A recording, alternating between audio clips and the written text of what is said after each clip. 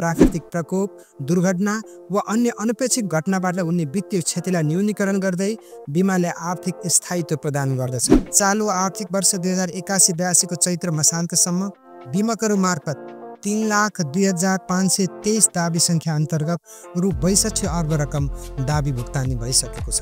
जनसङ्ख्या प्रक्षेपण गरी बीमाको दायरा गणना गर्दा अहिले 44.64% जनसङ्ख्या बीमाको दायरामा छ।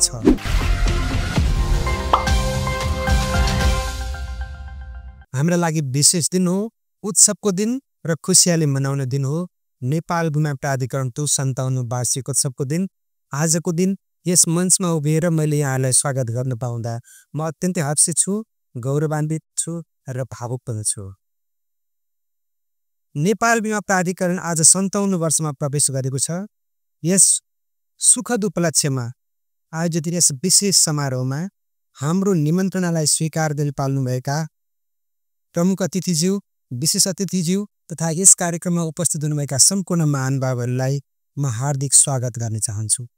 नेपालमा विक्रम सम्वत 2026 साल जेठ 1 गते बीमा समितिको स्थापना गई बीमा क्षेत्रको नियमन र विकासका लागि औपचारिक थालनी भएको कुरा यहाँहरू सबैलाई विदितै छ। समयानुकूल बीमा क्षेत्रलाई थप सशक्त, सुव्यवस्थित र प्रभावकारी बनाउने उद्देश्यले बीमा ऐन 2089 कार्यान्वयन पश्चात तत्कालीन बीमा समिति नेपाल बीमा प्राधिकरणमा रूपान्तरण हुन गयो र अहिले बीमा प्राधिकरणले बीमा क्षेत्रमा स्वायत्त नियमनकारी निकायको रूपमा सुपरिवीक्षकीय भूमिका निर्वाह गर्दै आइरहेको छ। बीमा ऐन 2079 को कार्यान्वयनको सम्बन्धमा विक्रम सम्वत 2081 सालको फागुन महिनाबाट बीमा नियमावली 2081 समेत कार्यान्वयनमा आइसकेको छ। त्यसैगरी राष्ट्रिय बीमा नीति 2080 तथा प्राधिकरणको दोस्रो रणनीतिक योजना समेत कार्यान्वयनमा रहेको कुरा म यहाँहरूलाई जानकारी गराउन चाहन्छु। आदरणीय महानुभावहरू, बीमा नियमावलीको कार्यान्वयन पश्चात प्राधिकरणको कोष, लेखा तथा लेखा परीक्षण, इजाजत पत्र सम्बन्धी व्यवस्था, बीमाको पुँजी कोष तथा शेयर मार्फत व्यवस्थापन तथा प्राविधिक सेवा व्यवस्था, बीमा व्यवसाय, लघु बीमा व्यवसाय, पुनर्बीमा व्यवसायको सञ्चालन, बीमाको आन्तरिक नियन्त्रण, बीमा मध्यस्थकर्ता तथा अन्य बीमा सेवा प्रदायक, बीमा क्षेत्रको नियमन, निरीक्षण र अनुगमन, बीमा व्यवसाय हस्तान्तरण र गाभिने दाबी भुक्तानी, उजुरी, प्रदेशगत बीमा व्यवस्था लगायतका सम्बन्धमा सुदृढीकृत व्यवस्थाहरू अहिले कार्यान्वयनमा आइसकेको छ। हाल नेपाली बीमा बजारमा 14वटा जीवन बीमा कम्पनी, 14वटा निर्जीवन बीमा कम्पनी, 2 पुनर्बीमा कम्पनी, 7 लघु बीमा, 16 ब्रोकर र 1 प्रतिष्ठान सञ्चालनमा रहिआएको छ। विक्रम सम्वत 2078 सालको जनसङ्ख्याको वृद्धिको प्रतिशतको आधारमा जनसङ्ख्या प्रक्षेपण गरी बीमाको दायरा गणना गर्दा अहिले 44.64% जनसङ्ख्या बीमाको दायरामा छ। चालु आर्थिक वर्ष 2081-82 को चैत्र महिनासम्म वैदेशिक रोजगार म्यादी जीवन बीमाको दायरा 7.99% पुगेको छ। आर्थिक वर्ष 77-78 को असार मसान्तमा बीमाको दायरा 26.59% मात्र रहेको थियो। अझै 55.36% जनसङ्ख्यालाई बीमाको दायरामा ल्याउन बाँकी नै रहेको अवस्था देखिन्छ।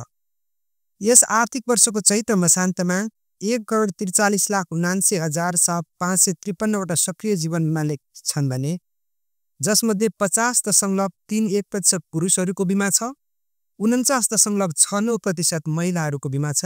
अनुपातका हिसाबले हामी असाध्यै राम्रो अवस्थामा छौँ लैङ्गिक अनुपातका हिसाबले। चालु आर्थिक वर्षको चैत्र मसान्तसम्म कुल 1,59 अर्ब बीमा शुल्क सङ्कलन भएको छ भने जस अन्तर्गत जीवन बीमाको हिस्सा 79.74% रहेको छ भने निर्जीवन बीमाको हिस्सा 20.53% रहेको छ। त्यसैगरी जीवन बीमामा प्रथम बीमा शुल्क 21.62% तथा नवीकरण बीमा शुल्क 78.37% रहेको छ।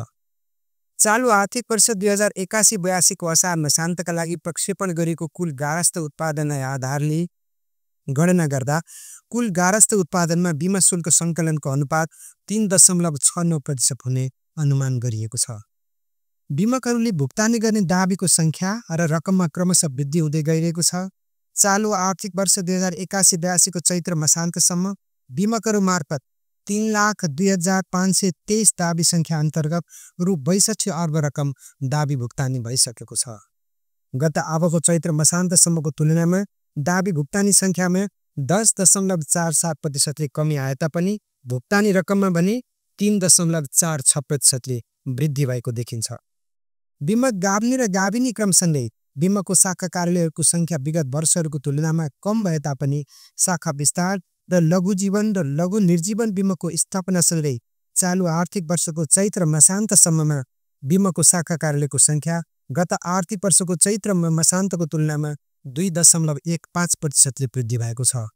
गत वर्ष चैत्र मसान्तसम्ममा 2,936 शाखा रहेकोमा चालु आर्थिक वर्षमा सोही अवधिमा 2,979 पुग्नु भएको छ। अतिथि महानुभावहरू, चालु आर्थिक वर्षको चैत्र मसान्तसम्ममा बिमा क्षेत्रबाट प्रत्यक्ष रोजगारीको अवस्था गत आर्थिक वर्षको सोही अवधिको तुलनामा 4.51% वृद्धि भई 12,174 जनाले रोजगारी पाएको छ। त्यसैगरी बिमा क्षेत्रमा गत वर्षको तुलनामा 33.42% वृद्धि भई चालु आर्थिक वर्षको चैत्र मसान्तसम्ममा करिब 4 लाख अभिकर्ता प्रत्यक्ष रोजगारीमा संलग्न छन्। निर्जीवन बिमा व्यवसायको क्षति मूल्याङ्कन गर्ने 1,415 जना सर्वेयरहरू इजाजत प्राप्त गरी उक्त क्षेत्रमा रोजगारीको रूपमा सक्रिय छ। बाली बिमातर्फ चालु चैत्र महिनासम्म बिमाको रकम 1.72 करोड बराबरका 1,485 बाली बिमा अन्तर्गत चालु चैत्र महिनासम्म बिमाको रकम 1.72 करोड बराबरका 1,485 बिमा लेखहरू जारी भइसकेका छन्। जारी बिमा लेखको कुल बिमा शुल्क रकम 10 करोड 17 लाख रहेकोमा 8 करोड 3 लाख अनुदान प्रदान गरिएको छ। बाली बिमा दाबी सङ्ख्या 313 रहेकोमा दाबी रकम 6 करोड 52 लाख बिमितलाई भुक्तानी गरिएको छ। निर्जीवन बिमकहरूबाट चालु आर्थिक वर्षको चैत्र मसान्तसम्म पशुधन बिमा अन्तर्गत 1,10,628 बिमा लेखहरू तथा कुल बिमाङ्क रु 24 अर्ब 38 करोड बराबरको जारी भएको छ, जसमा बिमा शुल्क रकम रु 1 अर्ब 10 करोड प्राप्त भए त्यसमध्ये बिमितलाई 87 करोड 65 लाख अनुदान रकम प्रदान गरिएको छ। पशुधन बिमामा 15,645 वटा दाबी रहेकोमा रु 75 करोड 74 लाख दाबी रकम बिमितलाई भुक्तानी गरिएको छ। न्यून आय भएका वर्ग र पिछडिएका क्षेत्रलाई लक्षित गरी लघु बिमा व्यवसाय गर्ने हरेक प्रदेशमा एक कोटा गरी 7 वटा लघु बिमा कम्पनीहरू सञ्चालनमा रहेकोमा लघु जीवन बिमातर्फ चालु आर्थिक वर्षको चैत्र मसान्तसम्ममा 26,80,048 बिमा लेखहरू जारी भई कुल 2 अर्ब 12 करोड बिमा शुल्क सङ्कलन भएको छ। त्यसैगरी कुल 9,559 वटा दाबी अन्तर्गत रु 1 अर्ब 32 करोड रकम बिमितलाई भुक्तानी गरिएको छ। निर्जीवन बिमा अन्तर्गत चालु आर्थिक वर्षको चैत्र मसान्तसम्ममा 2,87,896 बिमा लेख जारी भई कुल 69 करोड 98 लाख रकम बराबरको बिमा शुल्क सङ्कलन भएको छ। त्यसैगरी कुल 1,044 दाबी अन्तर्गत रु 9 करोड 3 लाख रकम बिमितलाई भुक्तानी गरिएको छ।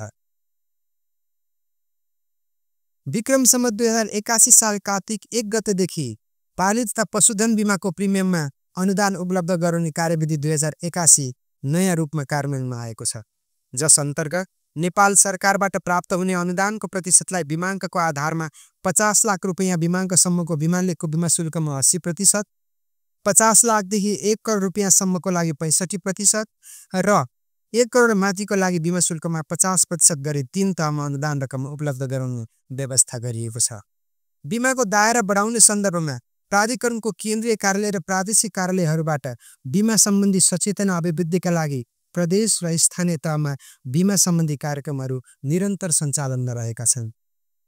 साथै मुलुकको भौगोलिक विविधता र नागरिकहरूको आवश्यकतालाई सम्बोधन गर्दै नवीनतम बिमा लेख ल्याउन र डिजिटल माध्यमबाट छिटो छरितो रूपमा सेवा प्रवाह गर्न बिमा कम्पनीहरूलाई निर्देशन दिनुका साथै प्राधिकरणले सहजीकरण समेत गर्दै आइरहेको छ।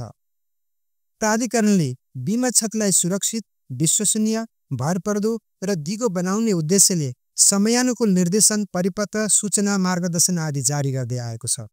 बिमा क्षेत्रमा अनुशासन कायम राख्न, बिमित हित संरक्षण गर्न, बिमा बजारको स्थायित्व र पारदर्शितालाई कायम राख्न, जोखिम व्यवस्थापन गर्न, अन्तर्राष्ट्रिय अभ्यास अनुसार समय सान्दर्भिक सुधारहरू गर्न, प्राधिकरणको चालु आर्थिक वर्षमा मौद्रिक क्षति सम्बन्धी निर्देशन 2081, बीमाको स्थिर सम्पत्ति खरिद र बिक्री सम्बन्धी निर्देशिका 2081, वैदेशिक रोजगार म्यादी जीवन बीमा पुल सम्बन्धी निर्देशिका 2081 लगायतका 11वटा निर्देशिकाहरू जारी तथा संशोधन गरी लागू गरिसकिएको छ।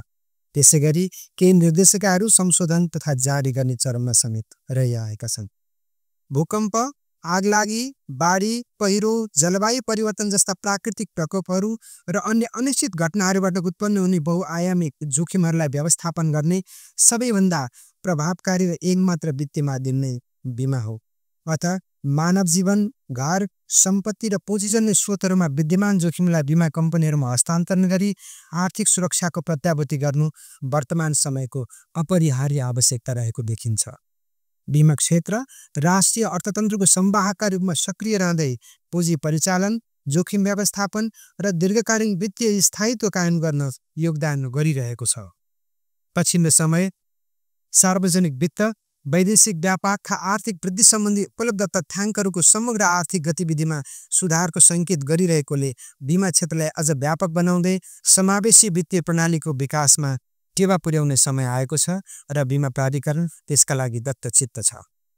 नेपालमा बीमा क्षेत्रको विश्वसनीयता अझै सशक्त रूपमा स्थापित हुन बाँकी नै छ।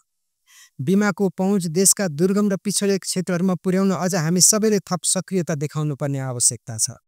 यसका लागि बीमा क्षेत्रसँग सम्बन्धित सबै सरकारवाला पक्षहरूले आपसी सहकार्य गर्दै जनचेतनामूलक कार्यक्रमहरूलाई व्यापक रूपमा सञ्चालन गर्नुपर्ने आवश्यकता टड्कारो रूपमा देखिन्छ।